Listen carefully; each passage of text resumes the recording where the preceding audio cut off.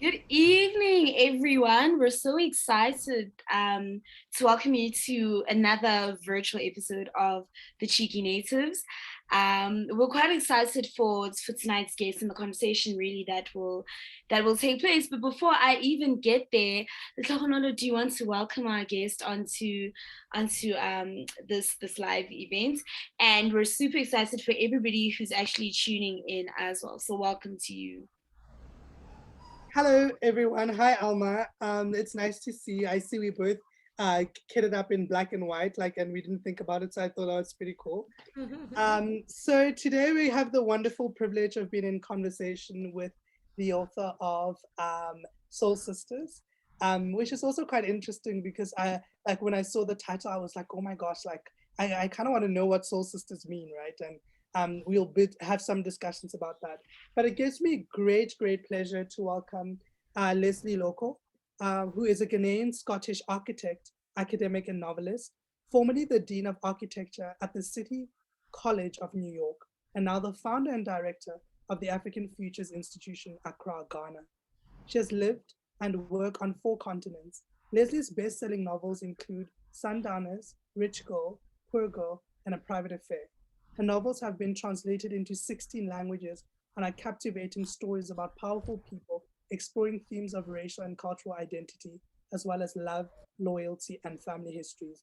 And we, as the Cheeky Natives, have the supreme pleasure to be in conversation with Lesley today to discuss her latest novel. So, sisters, hi, Lesley. Hi, I've waited, I don't know, 50 odd years to be called a cheeky native, so I'm really pleased to be on the show. Thank you. Welcome. Thank you. So, we're really excited to just really get to the speaking of this book and talk about what has been a book. I couldn't put this book down, so I was away with my friends, and at odd hours I'd be reading, and my best friend was like, "Why are you up at 2 o'clock in the morning? Like, what are you doing?" And I'm like, "I'm just reading. I just want to see what happens. I just need to know what happens now." And I was quite invested in the stories and the characters as well, right? And I guess for me, an important theme, or I think what has been interesting about the book, is the way in which there's been the juxtaposition of what seems to start out as a historical novel with contemporary, with present day implications. And I'm interested in why the book was written in the way that it was, with flashbacks to past but also current encounters as well, because there seems to be this running thread of how you just cannot escape the past.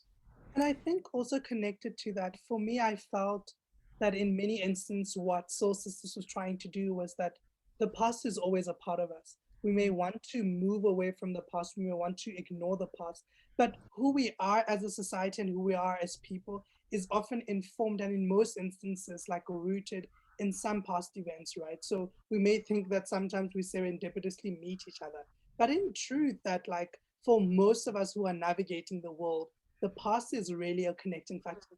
And so both Amma and I were interested in, sort of the form and the structure of the book, but also just the commentary about thinking about what the past does for the present and the future. Yeah, I mean, on my bookshelf at home here in Accra, there's a book that's written by a very dear friend who's also a fellow architect and academic. And the title of the book is Begin with the Past. And that book was on my bookshelf 4 years ago, or 5 years ago, when I started Soul Sisters. It wasn't called Soul Sisters at the time. Often, the titles of the books change. And I think I was really trying to write something that began in a time that was prior to someone's lifetime. So investigating how themes of history and decisions that were made 2 or 3 generations ago might resonate in both emotionally with people in the present, but also at the societal level, that we get to where we are from somewhere. We don't emerge onto the world as a blank slate. And so Soul Sisters was really about, and I think this is the same for most of my novels, was about trying to work out how exactly does the past infiltrate our present day lives, particularly our emotional lives. And you get in families, certain dynamics where somebody's always talking about an uncle or a grandfather or a great grandfather or even an ancestor who did certain things or behaved in a certain way. And I'm really curious as to how that emerges 4 or 5 generations later, when also perhaps you might not have ever met the person. So I think it was an attempt to explore all those things, both at the personal level, but also at the societal level. I think one of the sort of key themes that both Alma and I want to speak about is Soul Sisters does a number of things, but one thing I think it's really preoccupied with is this idea of love. And sort of thinking on the one hand about familial love, but also really deeply interested and invested in sort of romantic love, right? And one of the questions we were thinking about is love as a means to an end, right? Sort of this idea of what does love as a means to an end mean in the context of a partnership? So you think, for instance, about the parents in the book, right? And particularly the Black parents in the book, and how it feels like love as a means to an end. And often I think about I was thinking about Nelson Mandela and Winnie's story, and thinking about how it was shared love that kept them both going, right? So what does love really mean in a time of struggle? And how do we begin to use love as sort of Bell Hooks speaks about it, what does the practice of love do for us when we think about struggle and community? Yeah. Before you answer, I'm sorry, I want to contrast that. So, because I think it's interesting that Letlhogonolo has said that. I want to contrast that idea of love as a partnership and contrast it with the relationship between Salam and Jane, which makes sense for political ambitions, but may not necessarily make sense in the ways in which we think of love as being this. It set my heart to flutter, and there's a thing about the ways in which who we love can also help us to navigate particular social circumstances. So you may be able to transcend certain social classes because of who you love. And I want to juxtapose what love as it relates to survival means in those two different contexts. Because we think of, yes, you are in the struggle, you love each other, but also I want to achieve particular things. And I know that loving people who look and move a particular way in this world also means different things for me.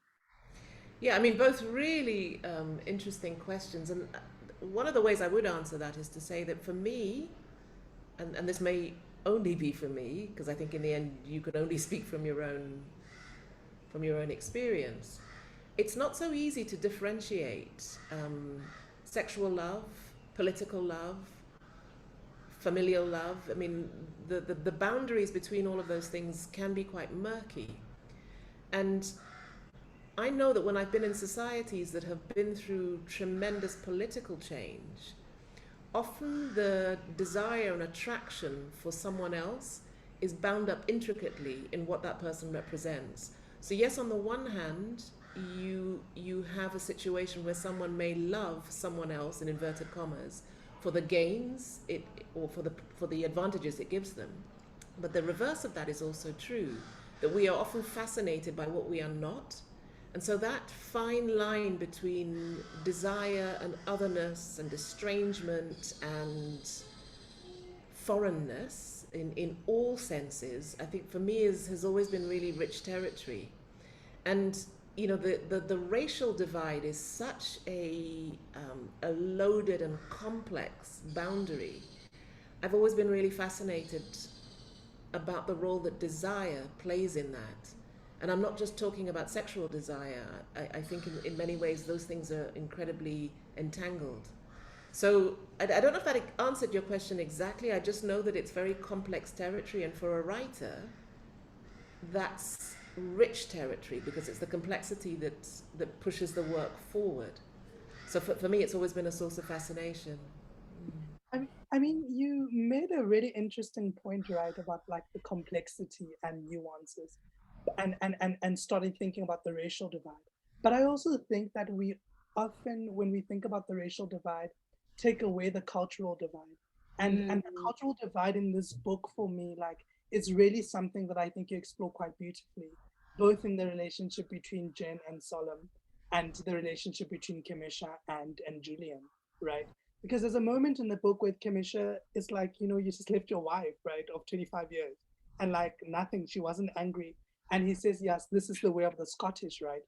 And I sat down for a bit and I thought about, man, like we often don't think about like really how cultural nuances or cultural feelings and cultural things sort of allows us to experience things differently. I mean, if I were married for someone for 25 years and they just woke up one day and they said, listen, I'm done, I would not have just left quietly with no anger, right? Like I've spent like 25 years of my life devoted to this person and now suddenly I'm not good enough. And also like it's like for a young version of me, a black hip version of me, like I wasn't gonna I'm just saying, like, I would not have been Burn that house down.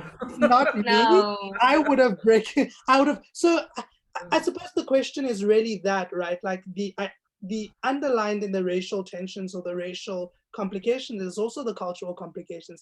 Is how do we deal with particular things? And I was interested in you excavating that cultural tensions, even in subtle ways. But you see, I think for me, one thing that's really important to get across to the audience is, I grew up in West Africa, and I was born after independence. So, in some ways, I haven't spent a second of my life under any kind of formal oppression. And here, differences are understood culturally first, racially second. And it is not to say that people don't have an understanding of what whiteness or brownness or blackness means, but it's not the primary lens through which you read otherness. And when I came to South Africa the first time, I think it was in 1990, it was the first time I'd lived in a society where race is the primary lens through which you read people. And I remember for the first 4 or 5 years being very confused by it because I couldn't understand what it meant. So for me, someone's, in inverted commas, difference is always related to a cultural foundation, the way they speak, the language, the vocabulary, the etiquette, the modes of behavior. I mean, that thing of the Scottish, the stiff upper lip, you're not going to burn the house down. I don't think I ever understood that as whiteness. I understood that as a particular kind of Britishness. French or Spaniards for me would be very different. And living and working in South Africa, I think, was a really important experience because it made me understand race differently. It made me understand it in its primary role, which I have to say was very hard for me. Speaking of lenses, I want to talk about the lens in which love is written about in this book. We see a lot of beautiful love that takes place in some very imperfect circumstances. And some of that love is also comes out of betrayal and comes out of the wrecking of some really important relationships, right? I mean, there are many moments in this book. We don't want to give away too much of the book, but there are many moments in this book where I'm like, oh, hell no. Oh, no, this person did not. But the love in itself turns out to be in many ways very beautiful, And so I wanted us to speak particularly about why you chose to write some of the pivotal relationships in this book in the lens of imperfection and in the background of so much harm that gets done to other people. So, you guys are great questions. So I'm the product of divorce, and not just once. My father was divorced a few times, and so I think I understood very early on that in any household, the home can be seen as a place of both refuge, but also a battleground. So I think from a very young age, I was quite attuned to the currents that were running around, in family life. And it's not to say that it didn't make me resilient. I think actually it made me incredibly resilient. But it also opened my eyes at a very young age to the damage that love in all its forms can wreak. And I think in some ways throughout all of my novel writing, I've been going back to that same scene of the home, and by home I don't just mean the physical house. I mean a relationship of kinds is also a sort of home. And so I've always been interested in both the destructive power but also the redemptive power of love in all its forms. And I know too from experience that sometimes relationships crack not just to do with the kind of personal dynamics of people, but actually much more interestingly to do with broader forces that are at play in the society, in the time in which you live, in the conditions in which people live. So again, I've been interested in trying to explore, does a rupture in the political system ever filter its way down to the rupture between a husband and a wife, or between a lover and, or between two lovers. So I'm interested in the way in which these larger scale forces play out at the intimate scale. And I remember when I first started writing, my agent at the time, one of the things she said to me, which really stuck in my mind, she said, when you write fiction, your job is to amplify what happens in everyday life.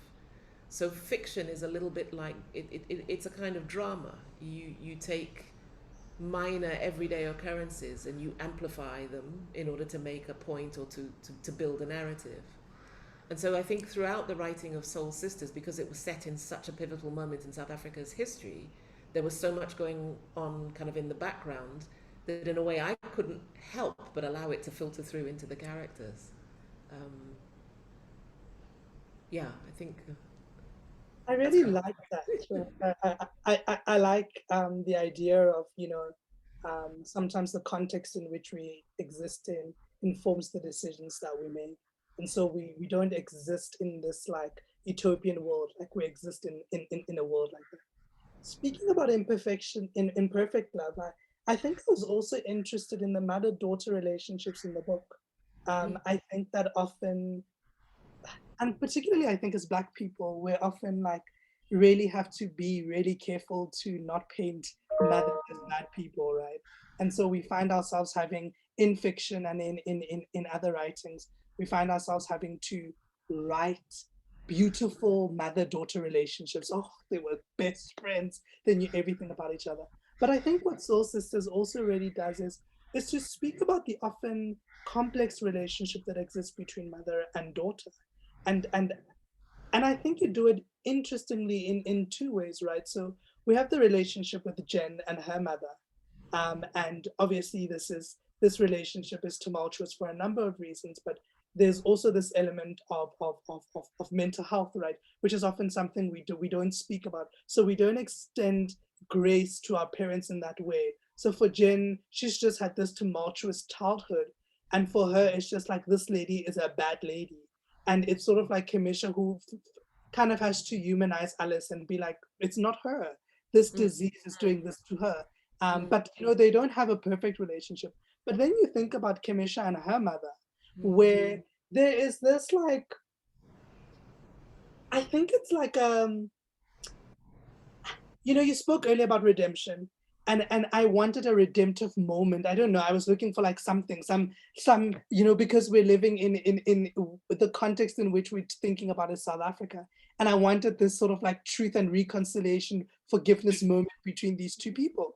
But it's kind of like they just continue, right? And there's no like conversation. And particularly, I think it goes back to like the moment in South Africa. Where was the time for them to have these discussions? But it also speaks to the imperfection. It sort of seems like they have a relationship, but the relationship is imperfect because underneath the relationship is the history, is the context, is the place in which they find themselves. So I was really interested in you, just giving some of your reflections about writing about mothers and daughters and what you wanted to amplify in writing about them. Yeah, I mean, in many ways, I'm the wrong person to write about mother-daughter relationships because I grew up without a mother. So in most of my novels, I think that relationship is always central. Not always for redemptive reasons. I think, often as writers, you go back to the scene of the crime in a sense, and you rewrite it to try and understand it in a broader context. But I'm also fascinated by women in political struggle, because often the cost of giving up your child, and by that I don't mean the relationship with your child, but all of the kind of trappings of motherhood, that the figure of the caregiver, the figure of the person who's always there, the person who picks up the pieces, the kind of primary source of care for a child.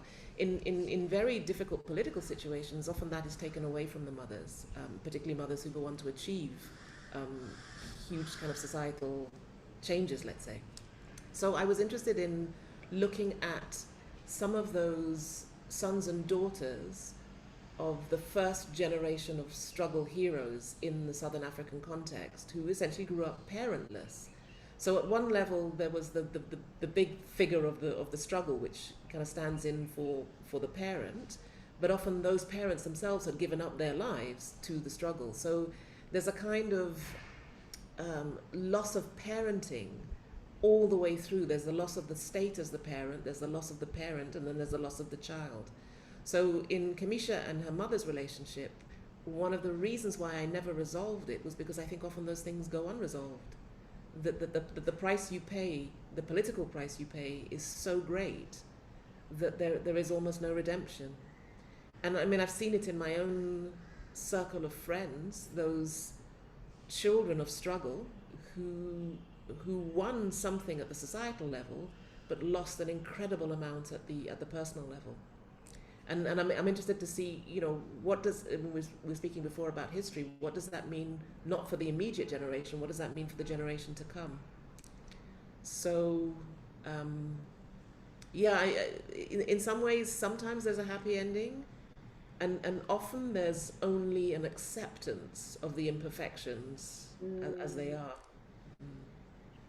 I was intrigued, and I think that it's interesting that you've said that, because I think that grief is a theme that runs through the book. And I mean, we think of grief in the physical as in somebody has passed away, but often in this book you get the sense that the characters are mourning something. So be it the loss of identity, that you see Kemisa and Salam also speak about, right? I mean, Kemisa arrives, she has no sense of the language that gets spoken. There are massive cultural differences, but she also, there is a mourning of this relationship that you've alluded to, right? Because there has been the sacrifice that's needed to be made, and so of course she's now lost that. And I was interested in the conceptualizations around grief, not only in the physical, because of course, I mean, the idea of the physical is easy. The person was here, now they're not here, they've passed. But when, for example, you're a Jane and you're mourning somebody like Alice, who is suffering from dementia, so who's here in the physical, but the entirety of who that person is in many ways is gone. And so I was very intrigued by the ways in which you wrote about grief and loss, and the mourning, not only of the physical, but the mourning of the things for which we don't have a language for. What does it mean to mourn a living person? Or what does it mean to mourn the loss of an identity that you can't even conceptualize? Yeah, I mean, I think I probably would say this, but for me, everything begins and ends in language. If you cannot say it, you cannot think it. And having grown up literally between languages, like many people, my father's language, the official language, you know, and growing up in Africa, it's not just about the difference between 2 or 3 European languages. It's about the difference between profoundly different worldviews. So what you can say in, you know, one of the local languages here, you could never say in French or English, and vice versa. So what does it mean to grow up having 2 or more language systems, you know, native to you, that are both your mother tongue in a sense, and you have words for certain emotions in one and no words for other emotions in another? And for me, words and behavior are also very closely aligned. So we know, for example, in English, to mourn means a certain set of behavior. There are tears, there's a funeral, there's a ritual, there's a kind of way of mourning. In Zulu or Xhosa, there must be completely different ways to deal with it. So what does it mean for somebody who has the possibility of both in front of them, or more than both, 3? How do you, which do you choose in which moment? And because the moment of love, or the moments of love, or being in the loving state, I would say is one of the more primordial states that we're in. We're going on instinct here. We navigate that experience not just from our kind of heads, but from our hearts. In those moments, where do you go to know how to behave? So part of Kamisha's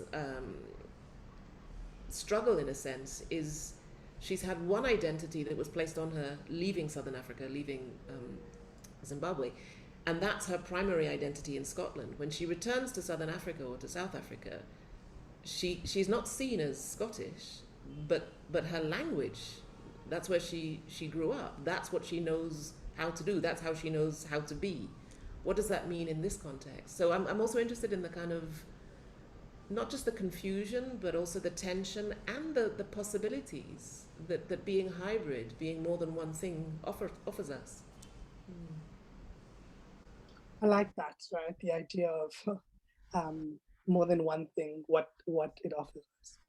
And I think thinking about that, one thing that I mean, queer folks who've been sort of, chased away from their family begin to think about chosen family and choosing family for themselves. But I think you do something really interesting in the book about chosen family, because in many instances, this isn't chosen family, right? This is sort of like, I know these people, so I'm going to take you to these people. I know these other people, I'm going to take you to them. But even in that context of like sort of arranged family arrangements and caretaking, guardianship, there is this sort of close link between Kemisha and Jen, who themselves create their own chosen family, right? Yeah. And the title of the book comes from the idea of them saying to each other, "We are soul sisters," right? And I was interested in that, in creating or imagining or dreaming new ways of creating family in an imperfect world, essentially. Because when Kemisha arrives in Scotland, it's not necessarily hunky-dory, because Jen is like, oh my gosh, they're gonna love her more than me. Yeah. She needs to be ugly. And then she arrives and she's the most beautiful thing that someone has seen. So there's already that kind of tension and sort of uncertainty that lies there. But from that, there's this beautiful relationship that blossoms, right? The idea of of chosen family. And I was interested in that. And I think Alma wants to ask an element of sisterhood. So I'll let her go there. I mean, you say beautiful, and I guess beautiful looks different in different contexts, and that's really all I will say about That that other part, man, not that other part. comment. In the inception. But I think what I did find interesting, and I guess it goes closely with chosen family, is the ways in which Jen and Kemisha can find each other, right? So you watch even in that sisterhood how there is a transformative power, but there's also the power of forgiveness, right, and reconciliation. So even in the face of what looks like are these betrayals or these events that are almost, for anybody else, you just think this is it, this is the severing of a relationship. We see that soul sisterhood, that chosen family, come through even in that. And so even in the face of that, there's almost this like redemptive power of that sisterhood. And it's beautiful to witness that even in the face of all of that, these two continue to find each other. And that intrigued me. But Jen was still trashy for what she did. Yeah. Well, I mean, I'm also interested, I think, in the role that familiarity plays in both creating and sustaining bonds, whether they're bonds between mother and parents and children, or between siblings. What is the power of the familiar, and is it enough to overcome differences of class, race, gender, sexuality, ethnicity, geography, etc.? So in Jen and Kemi's case, it was a kind of experiment to see, could these two people be familiar enough to each other that bond would override all other differences? And that thread, at certain times in the novel, even for me as the writer, I wasn't sure that it would. And one of the things that has stayed with me very, very strongly from my time in South Africa is the role of power and privilege in relationships. In some ways you cannot discount it. And because race and class are so tightly fused in South Africa, it's also a component of relationships across what I would call the color boundary bar. I don't remember what the phrase is. So in some senses, the family is the place where all privilege is stripped away, because essentially you are the same. It's not always that way at all. But I wanted to test with these two characters, at what point might one or the other pull, in inverted commas, rank? And that rank is historical. It's to do with power and privilege, and those things are never absent from any relationship. I am interested in Kemi and Jen as characters, right? I mean, Kemi in many ways has to be black girl magic. She is the aspiring neurosurgeon. She's constantly ticking boxes of achievements. And in many ways, it also still feels like, despite all of that, she just gets dealt the worst luck, right? So in many ways, Kemi is the face of excellence.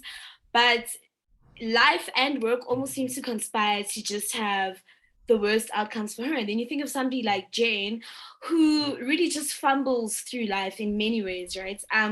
Jane often just is like directionless, and there's a thing about why she moves in the way that she does. But so no, she is. But so much of that is also privilege, right? Jane is able to make mistakes that I don't know that Kemi would ever feel comfortable to make, right? Kemi is a black woman, and despite having been raised by these people who were not black and growing up in an environment that wasn't necessarily black, Kemi is acutely aware of her race, because even your class can't protect you from the realities of racism. And I was really interested in the ways in which these two characters were written, right? Jen is just but in many ways she gets the right cards dealt to her, and a lot of that is also because she presents in a particular way and she looks a particular way, and so she can move in a particular way. And so I wanted to talk about that, because that is like an underlying, it's like a subtext. I mean, even Jane feeling that Kemi has this thing that she doesn't have and she wants, and so she must behave in particular ways that allow her to also get access to that one thing that Kemi has that she doesn't. And I think it's also interesting because you think of Jen, who is, let's call it a nobody in the UK, right? And just coasting and doing whatever. And then Jen comes to South Africa and she's suddenly this like interesting white woman, like, there's this conversation. There's this conversation that everybody else would be a foreigner. Yeah, there's this conversation that she has with the gallery owner in Bromford. And the gallery owner, she's like, oh my gosh, you sound so English. Where are you from? And she's like, no, like we all pretend here because we're from kind of nowhere, but somewhere. And so we're not European enough, but we're also not South African enough or African enough.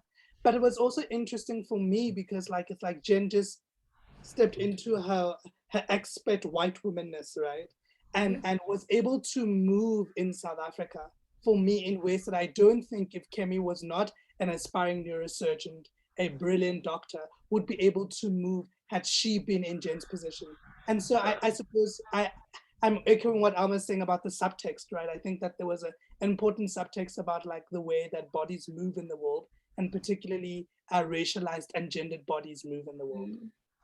Absolutely. I mean, I think for me, it goes back to that point that power and privilege are absolutely fundamental to the ways that we are in the world, and fundamental to the ways that we show up in the world. And in showing up, we also, we come into the world looking for relationships. Part of the way we are in the world also attracts or repels relationships. So the extent to which you are aware of the separation between your circumstances and who you are, for me, is a really important boundary, and actually not that many people are aware of it. And Jen's ability, and I use the word ability in inverted commas, to fumble her way through life without ever having any consequences is reminiscent of many, many people I know who are like her, who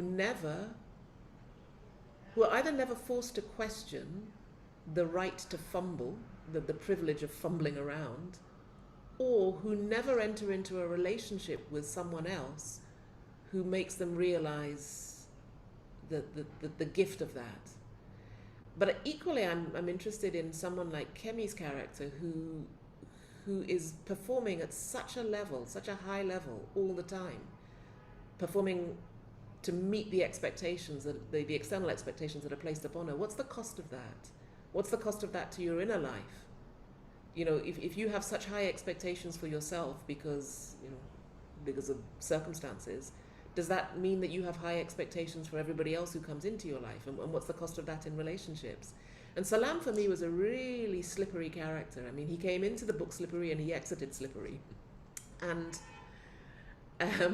for me, it was a real struggle to know how to write this character. Because also I think every time and I mean, I certainly feel this, every time I write in fiction and I write about a black character, I'm not simply writing about the character, I'm representing something. And so the representation of those characters I have to be able to handle with care.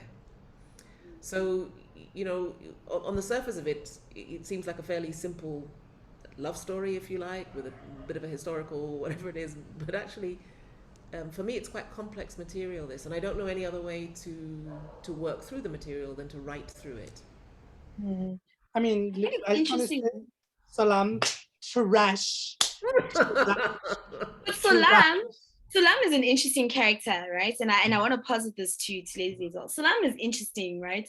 Because we see how Kemi moves in the world, right? And it's very linked to her being a Black woman who is often in these in these spaces that are not friendly to Black women, right? So she often has to be a pioneer. She often has to be first Black woman to do all of these things. And there's a thing about the violence of being like a pioneer when you are a marginalized person. But Salam is interesting because Salam holds multiple identities. Yes, Salam, of course, is a Black man in a country that's very racialized. But Salam is also a particular kind of Black man. He's a Black man who speaks well in inverted commas, who sounds right, but is also able to navigate whiteness in ways that other people who look like him may not be. And there's an interesting commentary here about how somebody can hold multiple identities but also benefits from systems that would ordinarily disadvantage people who look like them. I mean, Salam really benefits a lot from being a Black man at a particular point in time in South Africa, in the South Africa that Lesley writes about. And for me, that contrast was very interesting. Yeah, go on. Sorry, Lesley, before you go. Salam was also interesting for me because I think there's also a commentary about like this sort of new South Africa where there were a number of like white suitors who were basically fighting for his affection. So you think about in a business sense, you have the guy who was wooing him with all these women in order to ultimately get to him because he knew who it was. And then ultimately in the political sense, you have the opposition party is trying to be like, you're the type of Black person that we would like, right? So there's also this like movement, the way that he moves is also like a commentary in the ways in which, as you've said, Alma, I think he's more palatable than a Kemi would be, for instance, or more palatable than someone else would be. And he sort of benefits because of his palatability, and whiteness wants to co-opt him into its system because although his parents are this, he's proven himself to be something else. So he's different. You know, you're not like those people. You're not like your parents, type of thing. And so I was interested in your thoughts about that, Lesley. Yeah, I mean, you know, I grew up around and knew so many men like Salam, not just in the South African context, but also in the West African context, who undoubtedly, in some ways, and I'm going to say this carefully, had it easier, in inverted commas, than many of the Black women who followed the same path. And part of that is to do with sexual attraction. You know, these men were like magnets. They were like magnets for everyone. And part of their power came from that ability to seduce, literally. And I'm not just talking only in a sexual sense, but through friendships, through business.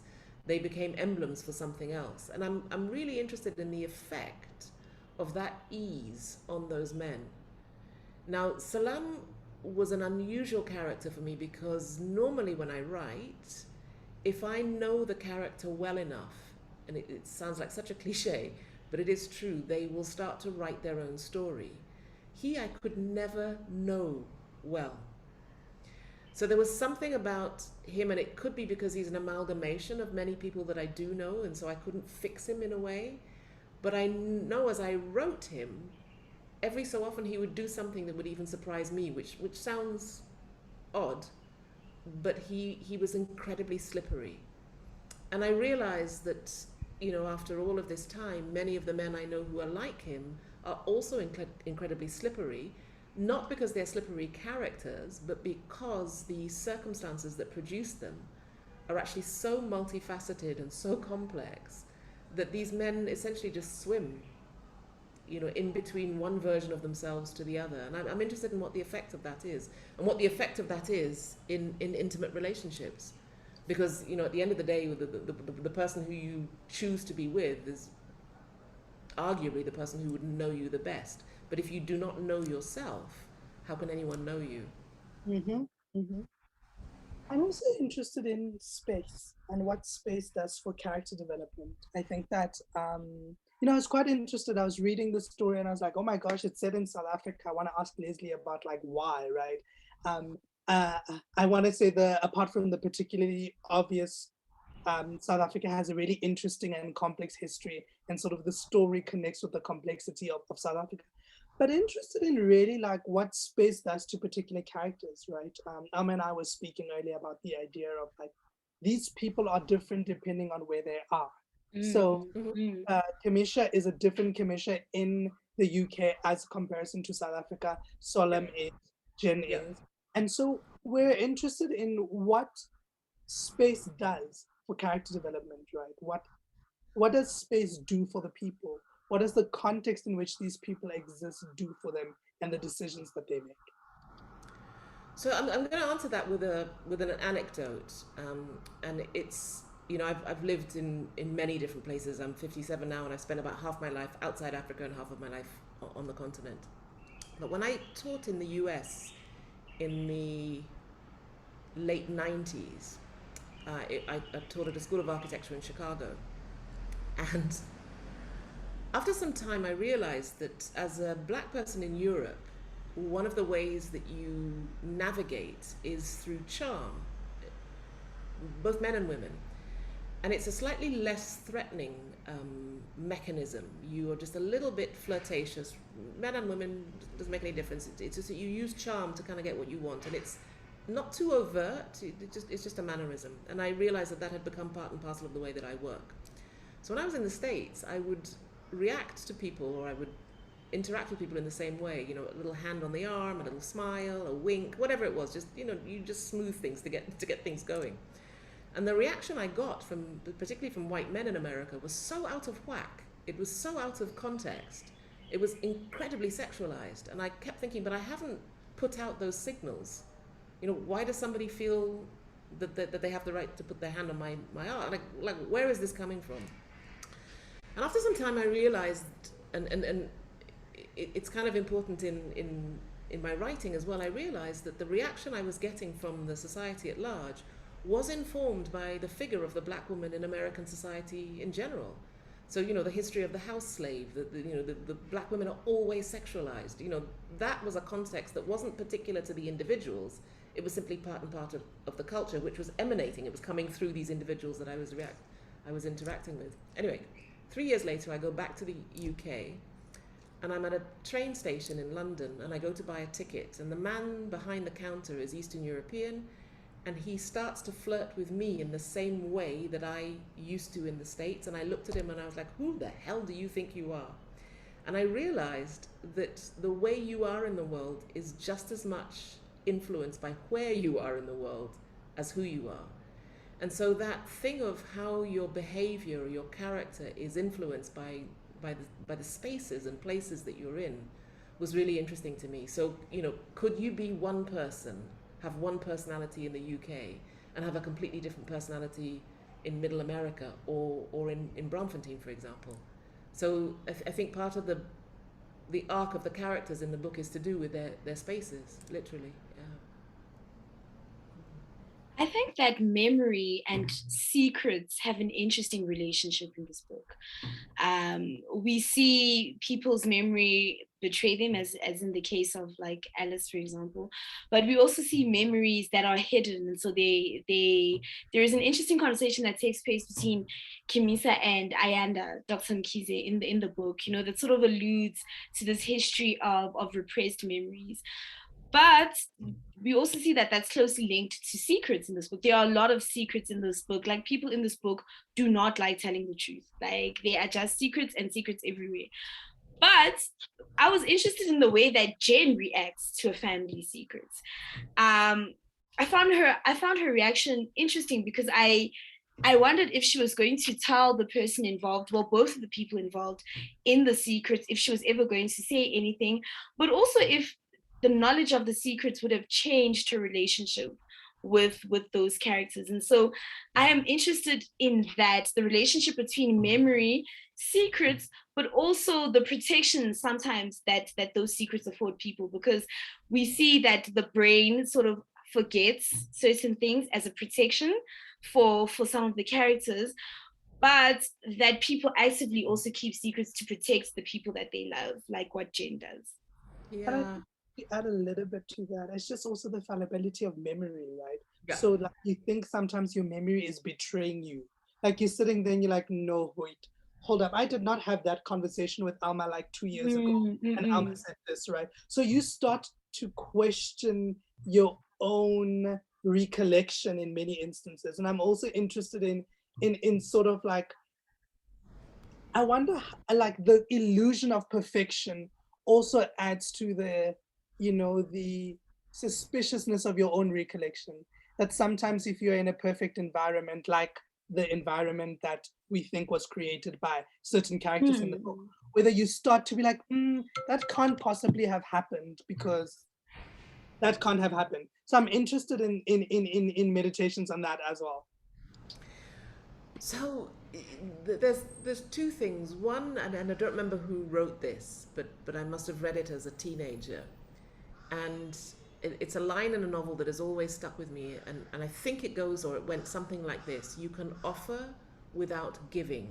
That is also a form of power. So I'm also interested in the way, for example, in a horror movie, sometimes the most frightening thing is not the thing that you see on screen, it's the sense that something is going to happen. So there is a secret that's running through this book that I resisted all pressure from my editors to name it, because I wanted it to kind of hover in the way that often secrets do hover. They never fully come out into the open. So that was one aspect. But the other aspect was when I first started working in South Africa. It's one of the few societies in the world that I know of where you can walk into a room and there are almost 6 codes of behavior going on simultaneously depending on who's in the room. And if you are an outsider, the responsibility is on you to figure out what all of those codes mean. So behaving in a certain way for Zulu males will read one thing, for Afrikaans speaking females will read something else, for English speaking something. So the layeredness of ways of being in South Africa for me was very intense. And then the net result of that was I often wasn't able to trust my own instinct because I was working too hard to try and figure out what was being said. So my recollection of a lot of the time I spent there was not unlike being gaslit all the time, because I kept thinking, did I get that wrong? Did I read that wrong? Did I understand that wrong? So there's something about the way in which you have to rely on your own instinct in order to operate, but also how the society at large makes it more challenging because your instinct is being challenged and tested almost all the time. So I don't know if that answers your question exactly, but there's something about the reliability of instinct and the reliability of memory that for me is really interesting, because I think in many ways they're quite fused. I think also Alma's question was also about like the decisions, right? Or sort of like looking forward about what, one, would Jen have done, and 2, would Jen's relationship with the people change because of what she now knows to not be a fallibility or a suspicion of her recollection. And I'm interested in that. And I suppose, we often as readers are like, oh, I just wish the author just went there, because Yeah. I kind of know, I want to know what would have I think happened. it's particularly interesting looking forward for a lot of reasons. I mean, Jen now has her own children, so you wonder if that aspects of what she now knows and her relationship with her own children also alters certain things. But also, there's a very particular relationship in this book that is fictitious, and I don't want to go into too much. I don't want to give away a lot of the book, but you wonder the ways in which, like you're saying, realizing this own person's flaws and imperfections alters Jane's ideas of self, because so much of her idea of self is posited on the idea that this particular person is perfect and there are standards at which she's never ever going to be able to meet. Absolutely. And I wonder if the keeping of the secrets is also a protection, because now you need to have an unraveling of all of the things that you know about this person, because you now realize so much of who you thought this person to be is not true. Absolutely. And so I think Lesley does an interesting thing about like the protection that secrets offer for ourselves, but also how they protect what we think of the people around us, right?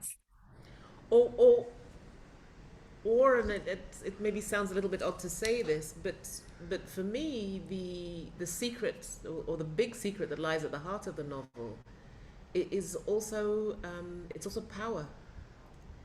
And you know, it goes back to that dynamic between Jen and Kemi, where who holds the power in that relationship?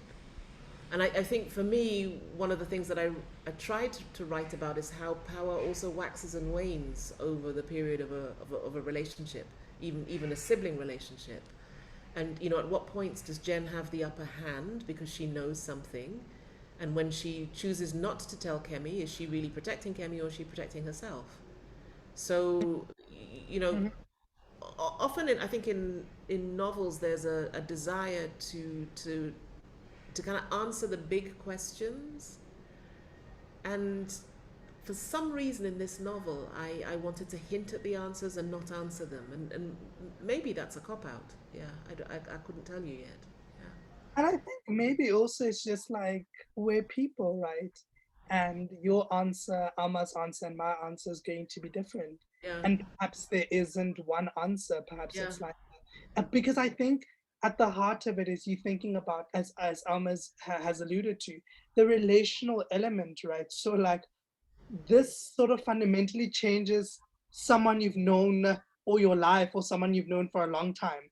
And what does that mean about your reality of that person with this information? Like, I kind of feel like Jen at some point was going to be like, well, then I should have, messed up a little bit more because, oh, you aren't too perfect yourself, right?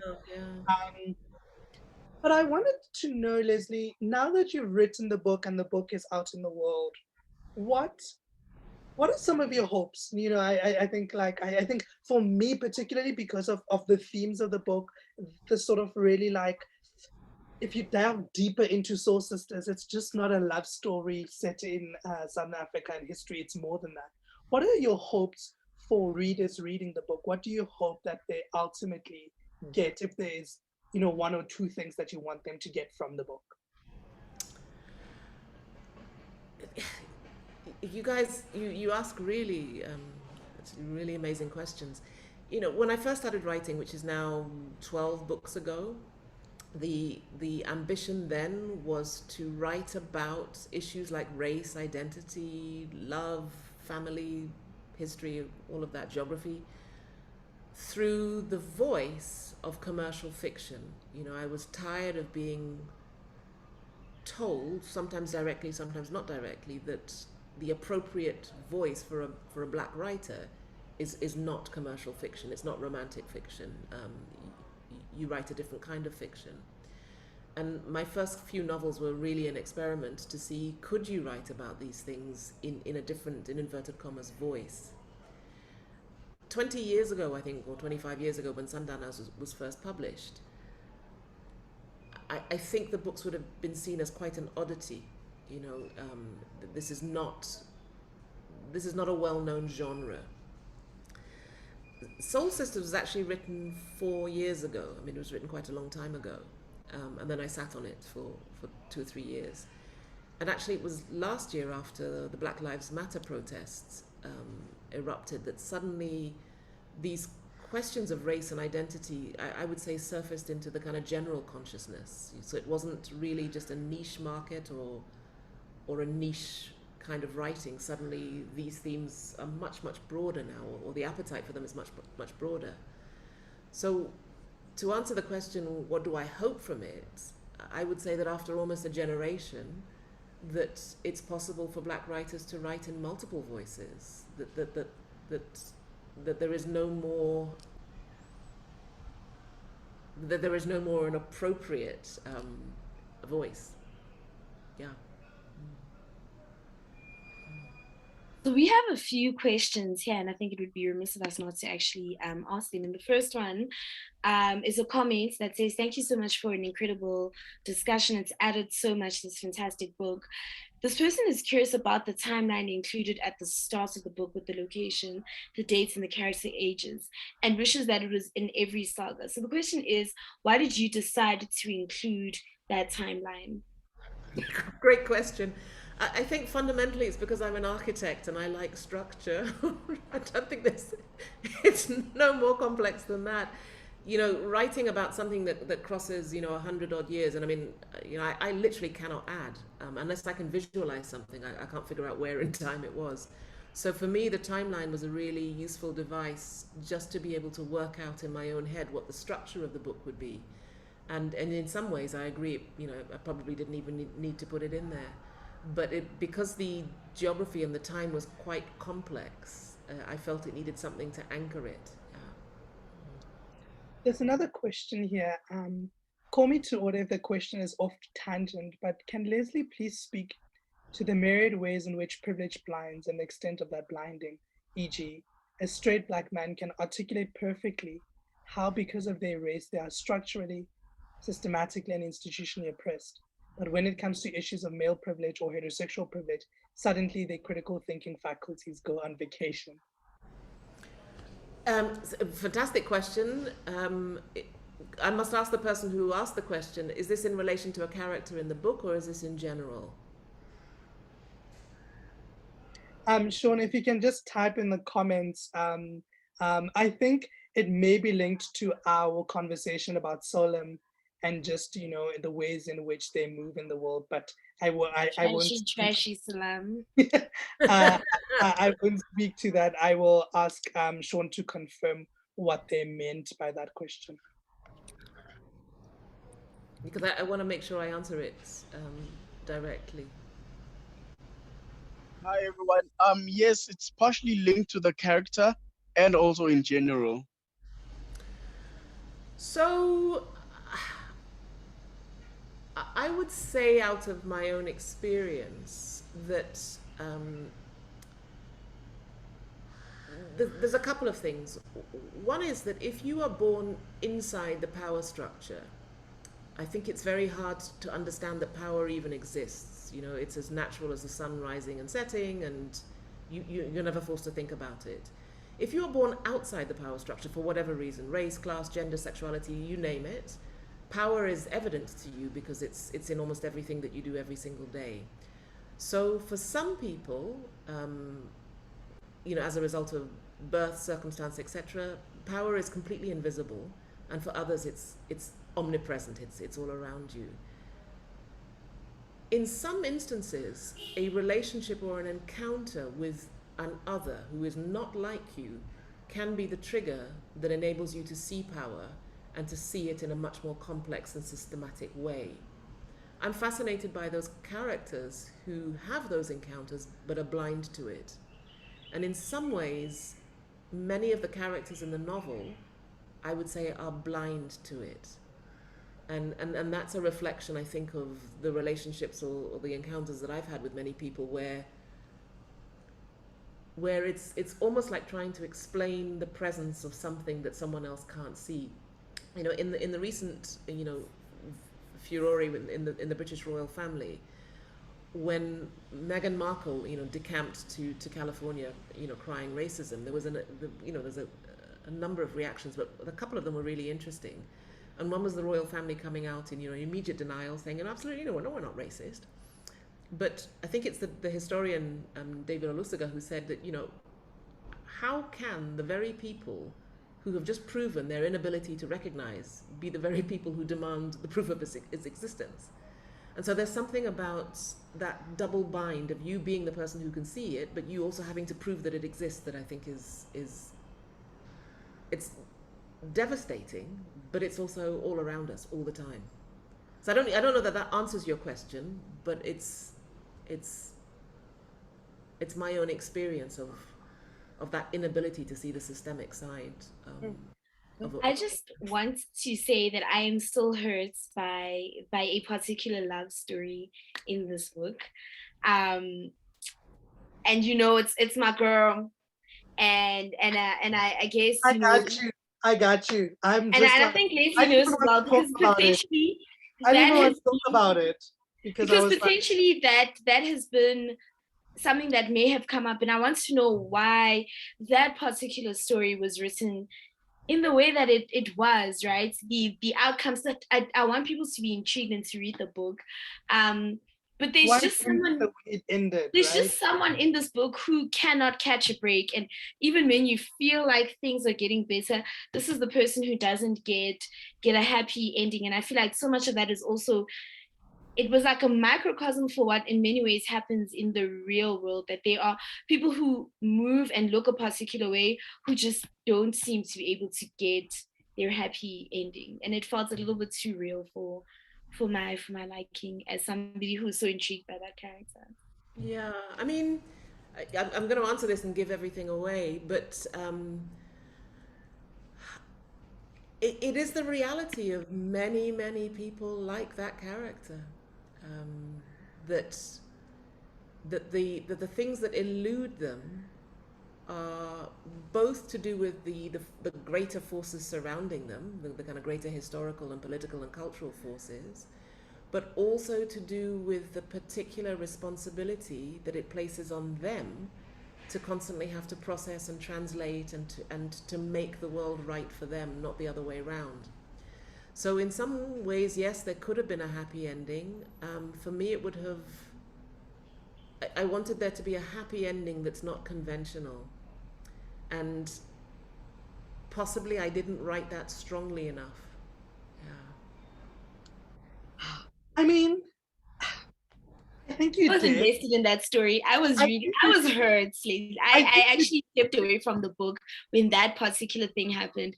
I stepped away and I was like, when I speak to Lesley, I am just gonna have a moment because I was hurt. And I suppose I would be interested to know if that has been the general reaction to I guess that particular story. Letlhogonolo, you wanted to say something? No, I wanted to say, I think that, Lesley, I don't think you didn't write the happy and a different happy ending strong enough, right? I think that for many of us, as you've said, who sort of have existed outside of the power structure, for some of us, I think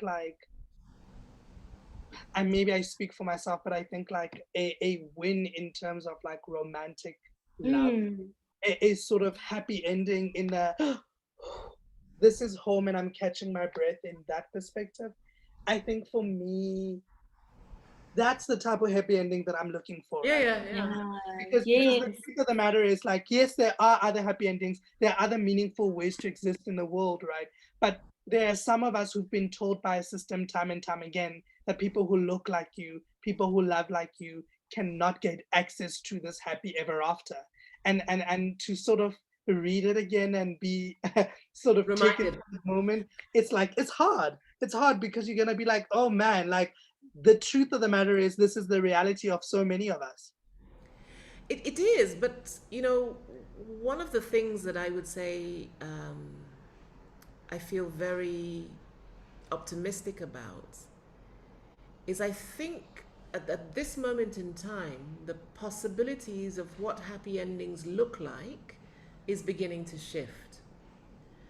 So, I know that the kind of, it's probably only 100 years old, this kind of idea of a Hollywood romantic love where you disappear off into the sunset together. I mean, it may exist for some, but the illusion, and by that I mean the representation of it, which when we see it, we think that that's what love and the happy ending is is also responsible for an incredible amount of hurt, because it's a very, very particular narrative that results in a very, very particular expression of love. And I do feel at this moment that those expressions are expanding. And it's imperfect at the moment. It's unfinished business. We're still in the process of writing it. But I also felt somewhere at the back of my mind the pressure to resist the idea that she would go down that Hollywood path. I think of all people in the novel, to be honest, she deserved to go down that Hollywood. Well, But Lesley, I mean, myself and Alma, as you've seen, have really enjoyed reading Soul Sisters. thank you. And we really are really so touched and so, truly touched that you took time to speak to us about some of the musings that we've had. So from the cheeky, I want to say a huge thank you for being in conversation with us. An absolute huge thank you from my part. This has been one of the most interesting conversations I've had about any of my novels in 20 years. So thank you. I mean, we need to tweet that, write that on like a t-shirt. Let them know. Let them know. But thank you so much to everybody for joining us for really what it was such an interesting conversation. I think you can tell that Letlhogonolo and I was particularly invested in so much of the story, and I guess it also just speaks so much to Lesley's writing. And so thank you, Lesley, and we look forward to seeing more of your work. And post this COVID reality, we look forward to back in South Africa. Yes, Braamfontein. Yes, in actual Braamfontein. Thank you, guys. I think Thank also, you so like, much. we look forward to communing again when another book comes out. Absolutely. To discuss the next one is set in Cape Town, partly in Cape Town. So we're ready. Okay. Yes. But everyone, thank you so much for joining us today. We've really enjoyed it. And we wish you a wonderful Tuesday further. And please join us again on Thursday to speak to two incredible South African writers about their books and some of the themes that emerge from that. Thank you once again, everyone. Bye, everyone. Bye. Thanks.